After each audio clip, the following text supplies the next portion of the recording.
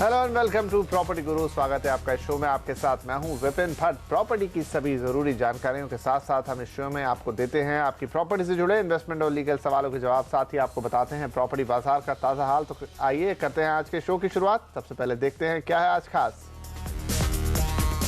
आज के शो में हम आपको बताएंगे दिल्ली एनसीआर में कहां तक पहुंचे हैं प्रॉपर्टी के दाम। देंगे हमारे एक्सपर्ट से हैदराबाद, पुणे, बंगलुरु के प्रॉपर्टी मार्केट में निवेश पर सलाह।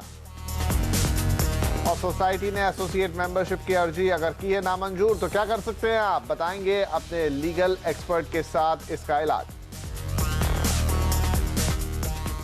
तो आइए शो की शुरुआत करते हैं प्रॉपर्टी निवेश से जुड़े आपके सवालों के साथ। और इस पर सलाह देने के लिए आज हमारे साथ मौजूद हैं कुशमन एंड वेकफील्ड के एग्जीक्यूटिव डायरेक्टर अरविंद नंदन साहब। अरविंद जी, बहुत स्वागत है आपका प्रॉपर्टी गुरु में।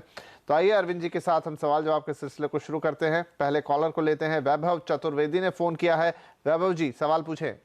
एक्चुअली मैं 2 से 3 साल के लिए एक प्रॉपर्टी में इन्वेस्ट करना चाहता हूँ and my location that I am preferring in 30 to 40 lakh rupees range is either Bhiwadi और नोएडा एक्सटेंशन।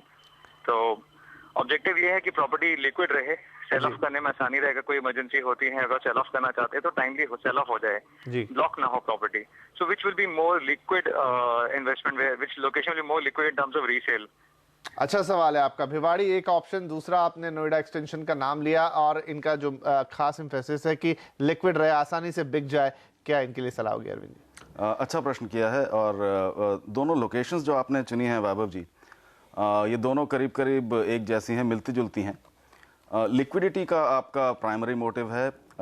मेरा ख्याल है आप अगर लिक्विडिटी के पॉइंट ऑफ व्यू से देखें तो नोएडा एक्सटेंशन और भिवाड़ी दोनों में करीब करीब एक जैसी प्रॉपर्टी आपको उसी रेंज में मिल जाएंगी, 30 से 40 लाख जो आपने कहा।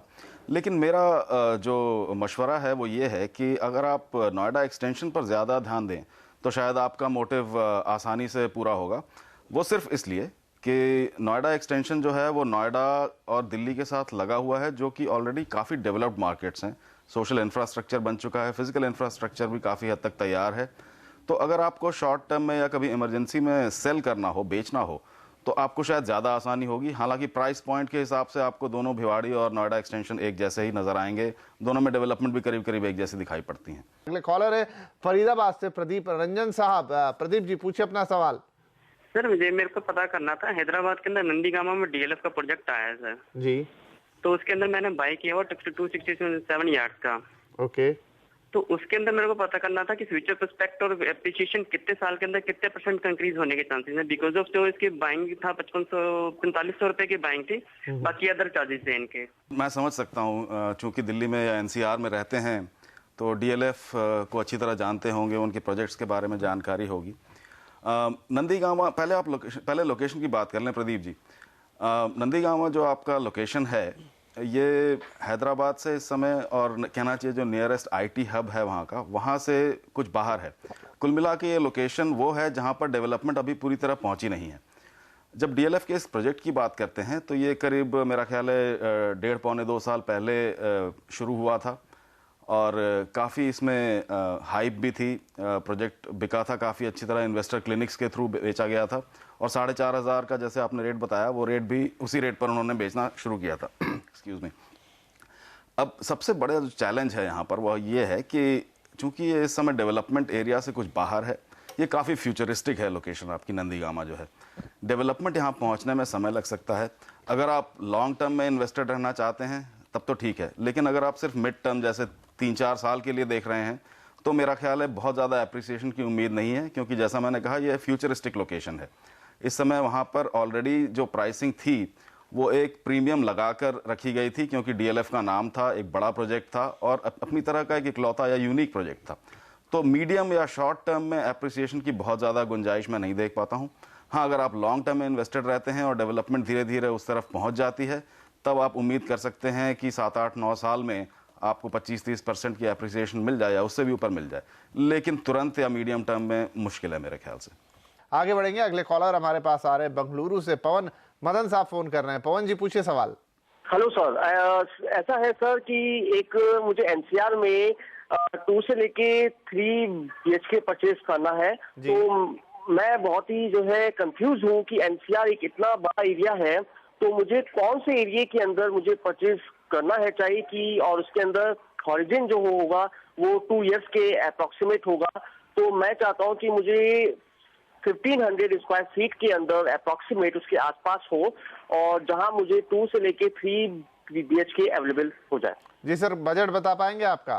सर बजट जो है वो अधिक से अधिक 40 के आसपास, 40 लाख जी, और 50 लाख।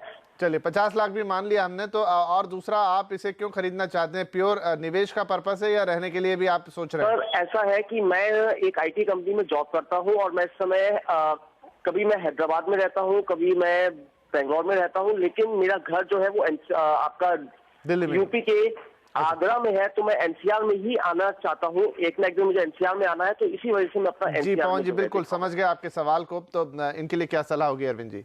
विपिन जी, काफ़ी नेचुरल है जो इनकी जो सोचने की टेंडेंसी है। जहां आदमी का घर होता है उसके आसपास इन्वेस्टमेंट करना ज़रूरी समझता है इंसान। तो NCR हम समझ सकते हैं। बहरहाल आपने 2 या 3 BHK की बात की है और 40 से 50 लाख का बजट कहा है पवन जी। सबसे पहली बात तो ये है कि NCR में इस समय सारे मार्केट एक जैसे नहीं हैं, पर अधिकांश मार्केट वो हैं जहां 40 से 45-50 लाख के अंदर 3 BHK पाना थोड़ा मुश्किल है इस समय। फिर भी जैसा मैंने कहा, काफ़ी अलग अलग मार्केट हैं। तो अगर आप, जैसा मैंने एक पहले सवाल के जवाब में भी कहा था, नोएडा एक्सटेंशन या ग्रेटर नोएडा की तरफ अगर आप जाते हैं तो कुछ संभावनाएं हैं। मैं फिर आपसे ये नहीं कहूँगा कि आप गुड़गांव से बहुत दूर निकलें, जैसा भिवाड़ी हमने पहले नाम लिया था, क्योंकि वहाँ डेवलपमेंट फ़िलहाल नहीं है। तो आप, मेरा ख्याल है आप फोकस करें इस समय नोएडा एक्सटेंशन और ग्रेटर नोएडा की तरफ। वहाँ पर आपके लिए अपॉर्चुनिटीज़ हो सकती हैं। इनफैक्ट 40 से कुछ कम में भी हो सकता है अपॉर्चुनिटी मिल जाए, और चूंकि आप तुरंत जाकर उसे इस्तेमाल नहीं करना चाहते हैं तो मेरा ख्याल है आप रुक भी पाएंगे। कुछ एक ऐसे डेवलपमेंट्स हैं जिन पर आप ध्यान दे सकते हैं। मैं आपको कुछ नाम दे देता हूँ। महागुन माईवुड्स है, गौर सौंदर्यम है, गुलशन आई होम्स है, ABA बिल्डर्स या मेरिटन ग्रुप के चेरी काउंटी हैं। इन पर आप एक नज़र डाल लें, ड्यू डिलिजेंस ज़रूर करें, और हो सकता है आपको 40-45 लाख या 50 लाख के अंदर आपके बजट में कुछ प्रॉपर्टीज़ मिल जाएंगी। और यहाँ पर हम इसी के साथ प्रॉपर्टी निवेश में इस सवाल जवाब के सिलसिले को खत्म करेंगे। अरविंद जी, आपका बहुत शुक्रिया, आप आए और आपने हमारे दर्शकों के सवालों के जवाब दिए। लेकिन अगर आपके मन में भी प्रॉपर्टी निवेश से जुड़े सवाल हैं तो आप अपने नाम, पते और फ़ोन नंबर के साथ हमें लिखिए pg@moneycontrol.com पर। आगे देंगे आपकी प्रॉपर्टी से जुड़े लीगल सवालों के जवाब लीगल एक्सपर्ट विनय सिंह के साथ।